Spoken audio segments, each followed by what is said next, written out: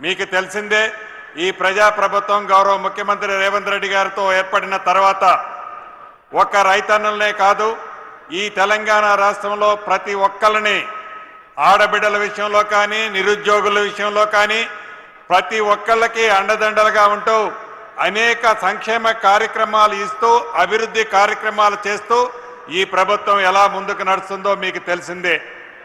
రైతుల గురించి ఇంతకుముందే తుమ్మల గారు చాలా వివరంగా చెప్పారు.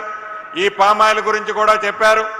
రైతును రాజు చేసే దాంట్లో గౌరవ ముఖ్యమంత్రి రేవంత్ రెడ్డి గారి నాయకత్వంలోని మీ ప్రభుత్వం ఎన్ని గుంట నక్కలు కారు కోతలు కూసినా ఎన్ని విషపు ప్రచారాలు చేసినా ఎంత అధికారం కావాలని దాహంతో తాపత్రయంతో ఆరోపణలు చేసినా ప్రజల పక్షపాతాన ప్రజా ప్రభుత్వంగా రైతులకు చెప్పిన ప్రతి సంక్షేమ కార్యక్రమాన్ని తెలంగాణ రాష్ట్రంలో ఉండే పేదవాళ్లకు చెప్పిన ప్రతి అభివృద్ధి సంక్షేమ కార్యక్రమాల్ని ఈ ప్రభుత్వం అందిస్తుంది.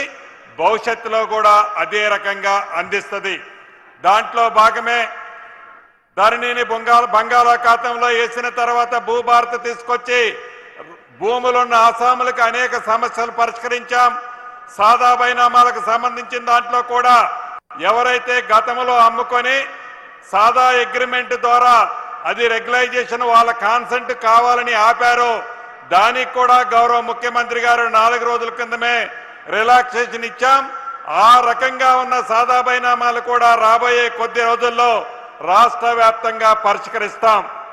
అంతేకాదు ఆనాటి 10 సంవత్సరాల్లో ఇందిరమ్మ ఇళ్ల విషయం మర్చిపోయారు. ఈ ప్రజాప్రభుత్వంలో మొదటి విడత 4.5 లక్షల ఇల్లు ఇచ్చాం. ప్రతి సోమవారం నాడు మీరు కట్టిన ఇంటి లెవెల్ బట్టి డబ్బులు ఇస్తున్నాం. రేపు వచ్చే కొత్త సంవత్సరంలో 2వ విడత ఇస్తాం, 3వ విడత ఇస్తాం, 4వ విడత ఇస్తాం. అర్హులైన ప్రతి పేదవాళ్ళకి మీ ఇందిరమ్మ ప్రభుత్వంలో ఇందిరమ్మ ఇల్లు గౌరవ ముఖ్యమంత్రి రేవంత్ రెడ్డి గారి నాయకత్వంలో ప్రతి పేదవాడికి సిద్దిపేటలో పింక్ కలర్ షర్ట్ కట్టుకున్న వేసుకున్న నాయకుడు పేదవాడు అయ్యున్నా కూడా తప్పకుండా వాళ్ళకు కూడా ఇందిరమ్మ ఇల్లు ఇచ్చి తీరుతామని ఈ వేదిక ద్వారా రాష్ట్ర ప్రజలందరికీ తెలుపుతూ మరొక్కసారి ఇంత పెద్ద ఎత్తున అద్భుతమైన ఫ్యాక్టరీ కట్టాం. దూరం నుంచి చూస్తే దీని విలువ విశేషం కనిపించదు, కానీ దగ్గర నుంచి చూస్తే చాలా స్పష్టంగా కనిపిస్తుంది. గత ప్రభుత్వ పెద్దలు నిన్న మొన్న ఆరోపణలు చూశాం. ఈరోజు వారి పింక్ కలర్ పేపర్లో కూడా చూశాం. మా టైంలో కట్టిన ఫ్యాక్టరీ అంటారు. అయ్యా మీ టైంలో తెల్ల కాగితాన్ని నల్ల కాగితం చేసి ఒక కాగితాన్ని ఈ రైతుల ముఖాన్ని ఇసిరేసిపోతే ఈ ప్రజా ప్రభుత్వం గౌరవ ముఖ్యమంత్రి రేవంత్ రెడ్డి గారి నాయకత్వంలో వచ్చిన తర్వాత ఈ ఫ్యాక్టరీ కట్టాం. ఒక్కసారి మీ ముఖం అద్దంలో చూసుకో.